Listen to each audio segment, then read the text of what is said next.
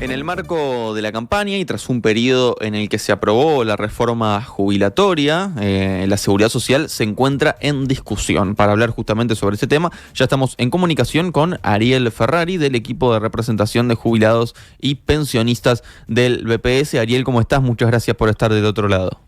Buenos días, Luz, con un gusto, el agradecimiento por este contacto y un saludo para toda la audiencia. Antes de meternos en algunos temas puntuales, Ariel, ¿cómo evaluás que se está dando la discusión en torno a la seguridad social en el marco de la campaña? Bueno, a mí me parece que es insuficiente porque es tan vasta la seguridad social que no se debería solo centrar, como la primera etapa se centró en lo que era el proceso de plebiscito, en lo que hace a esa propuesta hacia una reforma constitucional, y que se siga insistiendo cuando hay un conjunto de temas que nos preocupan, y por eso desde ONAPU, desde la representación de jubilados y pensionistas, hemos planteado permanentemente que apostamos que a partir del 1 de marzo, asumido un nuevo gobierno, haya un ámbito de diálogo entre actores sociales, políticos, la academia, para analizar integralmente. Y por otro lado, en particular, cuando uno escucha en los medios hablar, gente que conoce, que sabe de la seguridad social, que podrá tener diferencias en la visión con la que tenemos nosotros, pero hay que respetar, como en el caso del doctor Saldain, que se digan medias verdades que en definitiva lo que hacen es desinformar o no formar objetivamente a la gente, porque también ellos, cada uno de los ciudadanos, deben tener una evaluación de las propuestas para después libremente resolver el último domingo de noviembre qué es lo que van a votar. Justamente, Ariel, te quería consultar por unas declaraciones de Rodolfo Saldain, uno de los referentes, uno de los padres de esta reforma jubilatoria que se implementó en este periodo. Saldain sostuvo recientemente que no es cierto decir que se mandó a todo el mundo a jubilarse a los 65 años al barrer, no es verdad. El aumento gradual de la edad de jubilación tiene muchísimas excepciones, más beneficios que permiten cobertura vitalicia desde 3 años antes para desempleados privados. Esto era lo que decía Saldain. ¿Qué opinión te merecen estas observaciones? Bueno, que es cierto que hay esa prestación modificada, no creada en la reforma del año pasado, que posterga 5 años un beneficio que era producto del diálogo de la seguridad social allá por el 2008, donde se reformó con la ley 18.395, y a la audiencia que le guste navegar, que ponga en Google ley 18.395, artículo 9, se crea allí el subsidio especial de inactividad compensada. ¿Qué era esto? Alguien que a los 57 años perdió el trabajo por razones ajenas a su voluntad, a los 58 años no conseguía trabajo, teniendo 28 años registrado en el BPS, se le daba un subsidio por 2 años. Así llegaba a los 60 de edad y a los 28 se le sumaban los 2 de subsidio y tenía 30 y tenía causal jubilatorio y se jubilaba. Ahora eso se mantiene, pero en vez de ser a partir de los 57, tiene que ser a partir de los 62, que quede desocupado, para así a los 63 años recién darlo. Entonces, dicho así, que no se jubila a los 65, que se jubila a los 63, parece es así, pero es una pérdida de derecho, un retroceso de 5 años, cuando ya había, y producto, reitero, de un diálogo que tuvimos del 2008 al 2010 y que se concretó en una ley de reforma de derechos jubilatorios, donde además bajó de 35 años a 30, creó beneficios con corte de género, como reconocerle a la mujer 1 año de trabajo por cada hijo nacido vivo. Entonces, las cosas no se pueden decir a medias porque confunden. Vos ahora hacías el repaso de algunos de los puntos de esta reforma, pero ¿cuáles son los cuestionamientos neurálgicos a la reforma que implementó este gobierno?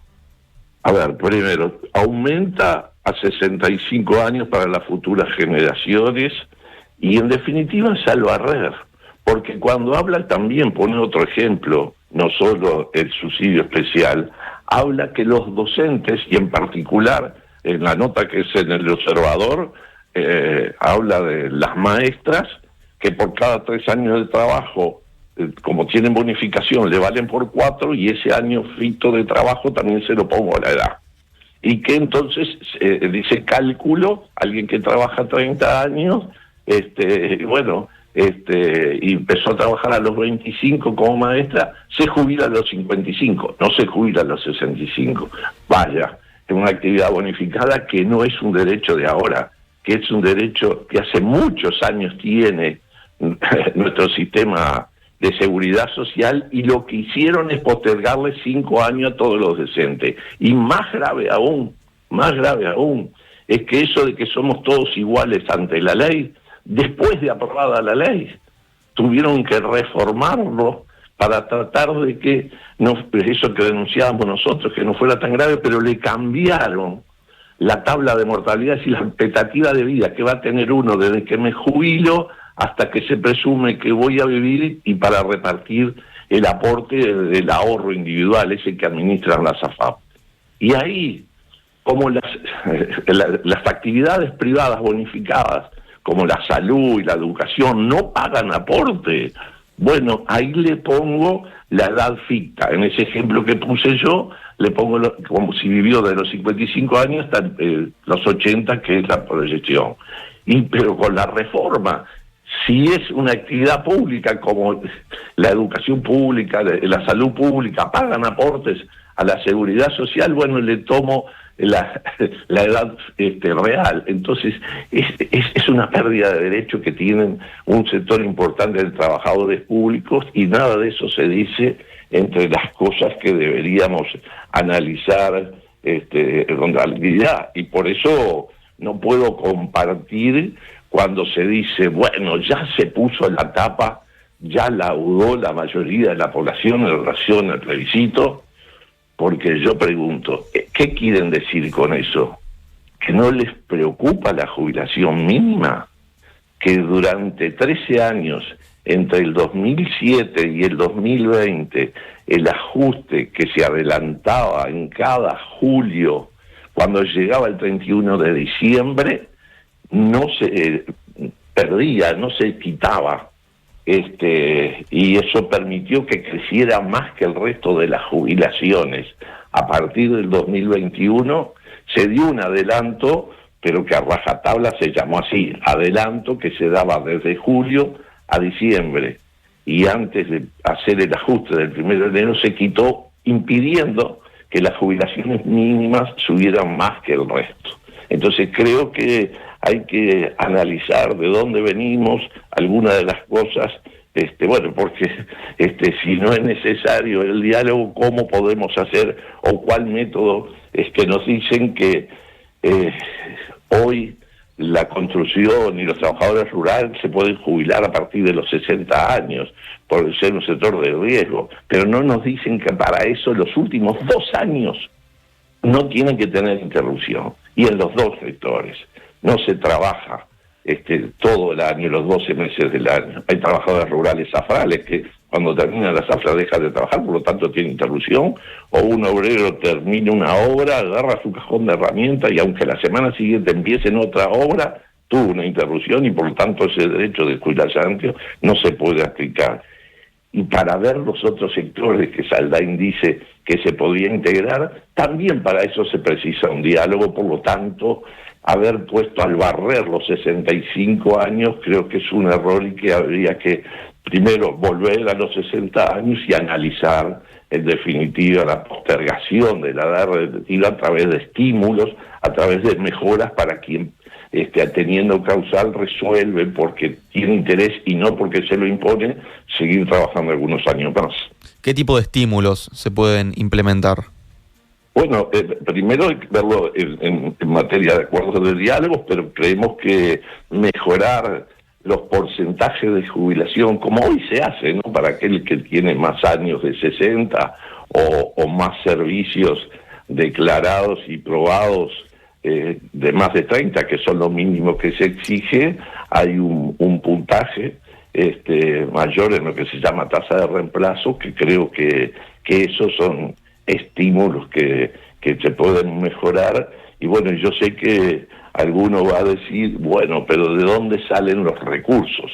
Esto, que fue uno de los argumentos de la reforma de la 20.130, no se tuvo absolutamente ni un punto en cuenta en esa ley, porque si el problema era la sostenibilidad financiera, en un mundo del trabajo que cambia, deberían analizarse, bueno, de dónde salen los recursos. Y esos temas, pagar impuestos no es malo, el problema es de quién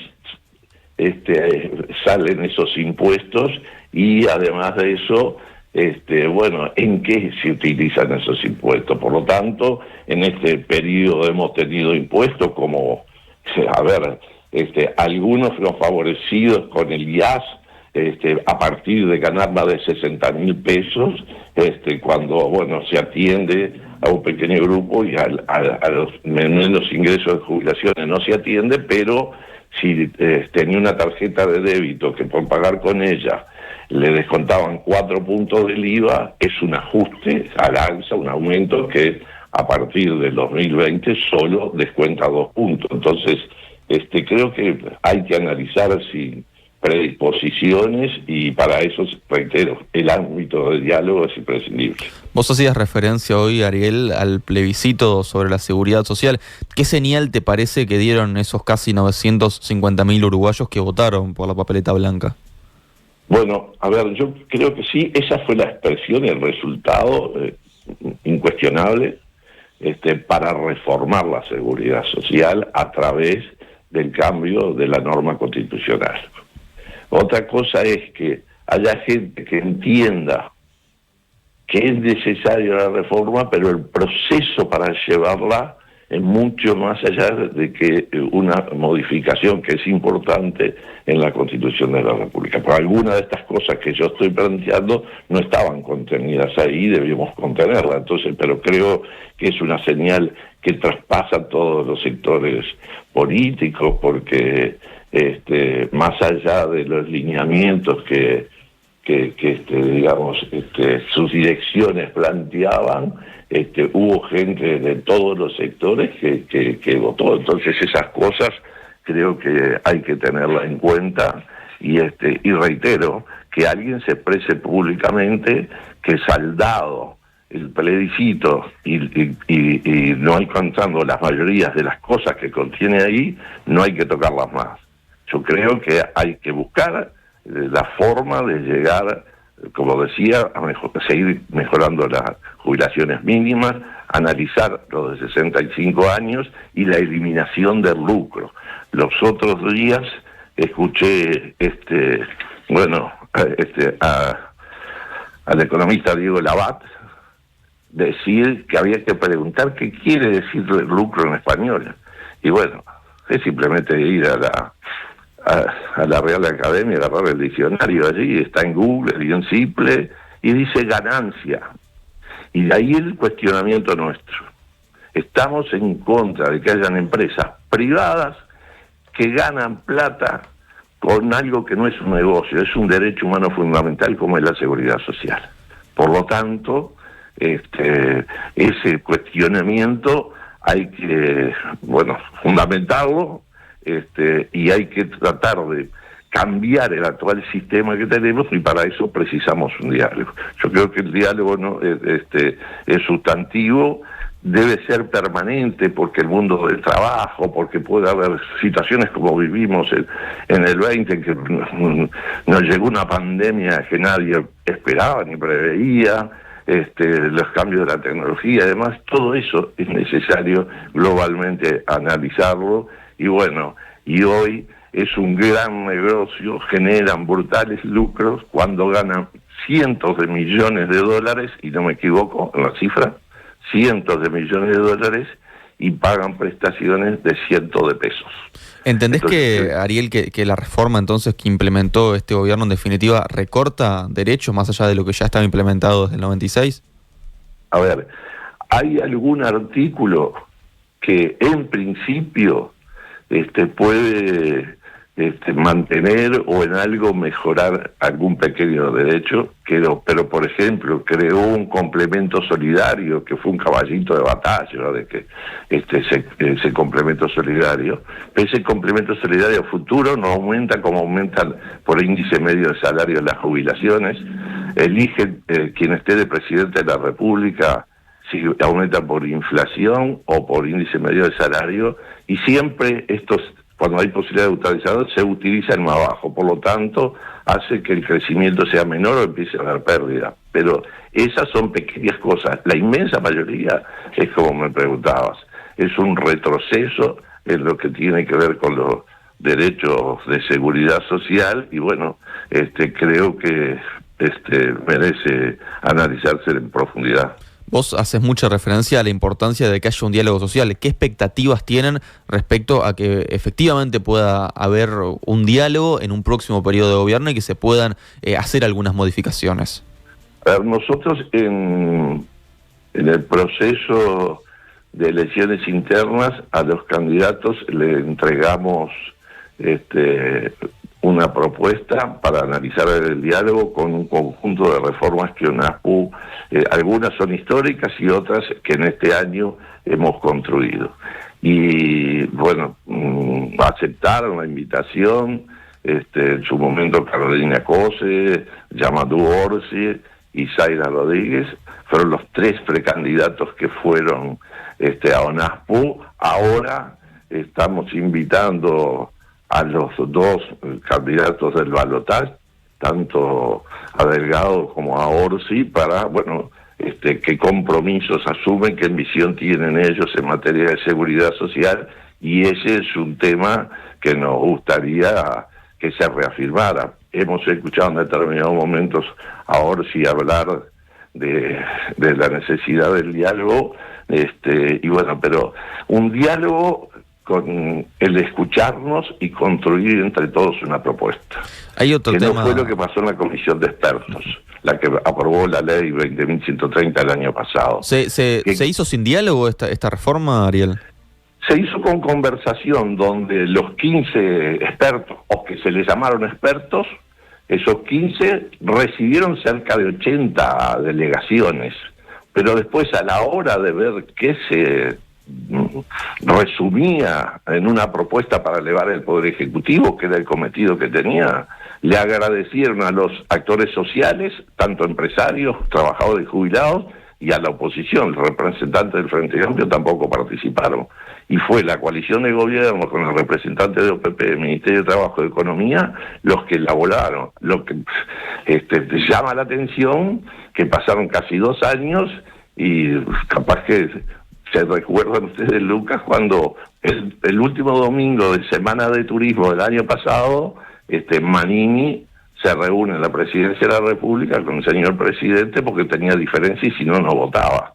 Y se promulgó el 2 de mayo, y antes de llegar al año electoral, el 27 de octubre del año pasado, hicieron 2 reformas, 2 leyes, porque, bueno, había errores y hay cosas que se plantearon en la propia ley que hoy están incumplidas, o decretos para aplicar la ley, cómo se instrumenta que tiene que hacer el BPS, y lamentablemente tenemos todavía más de 1 año dificultades para aprobarlo porque bueno, no está claro, o tiene que definir el criterio BPS cuando la reglamentación es parte de lo que tiene que hacer el Poder Ejecutivo. Ese es el estado de situación hoy. Yendo a otro tema, Ariel, si vamos al programa de la coalición de gobierno, particularmente a uno de los ítems del punto 13, allí se plantea instrumentar una partida anual a 11.000 jubilados que cobran las menores prestaciones. ¿Qué valoración haces de este punto? A ver, ayer un colega tuyo me preguntó y por eso entré a ver de vuelta, porque tratamos de analizar qué piensa cada sector también para ver en materia de seguridad social cómo se van. Primero, hay 156.000, no sé si será exacto este fin de año, pero el año pasado cobraron la canasta que este año va a haber de vuelta, porque viene desde el 2008. No es que es una canasta que autorizó ahora el Poder Ejecutivo. El decreto se hizo el año pasado, antes de entrar el año electoral. Son 150.000 y 6.000 que cobraron porque ganan el mínimo, que son 18.840, y además vive en hogares donde quien convive con ellos también ganan menos de eso. Por lo tanto, no sé cómo se van a elegir estos 11.000 y cuando en el Uruguay tenemos, en el BPS, solo en el BPS estoy hablando, tenemos 491.000 jubilaciones. Por lo tanto, creo que o hay un error, porque hay otros errores allí, hasta algunos de relación o algunos que yo no sé si realmente cómo es un error, si es por desconocimiento, porque se plantea expandir el plan piloto de los subsidios de alquileres para jubilados y pensionistas, esto que el directorio impulsó este año, porque durante esta administración no se licitó ninguna vivienda y las que se entregaron fueron las que se habían licitado y habían empezado a construirse antes del 2019. Aunque ahora vemos en las redes una publicidad del BPS que se hace a través de las redes, donde dice que en este periodo se entregaron 4.900 viviendas. Bueno, pero es cierto, se suman soluciones habitacionales, pero la ampliación de eso dice impulsando el Banco de Seguro del Estado. Pero por favor, quien desarrolla los programas de subsidio de alquiler es el Banco de Previsión Social, y en el programa pusieron Banco de Seguro del Estado. No sé, la verdad que son cosas que no se pueden entender, y si son errores, bueno, es nada menos de lo que nos piden a los ciudadanos que analicemos para definir después a quién acompañaremos. Ariel Ferrari, del equipo de representación de jubilados y pensionistas del BPS, muchas gracias por estos minutos en Info 24. Un gusto como siempre, Lucas. Gracias a ustedes por la nota. Gracias a vos.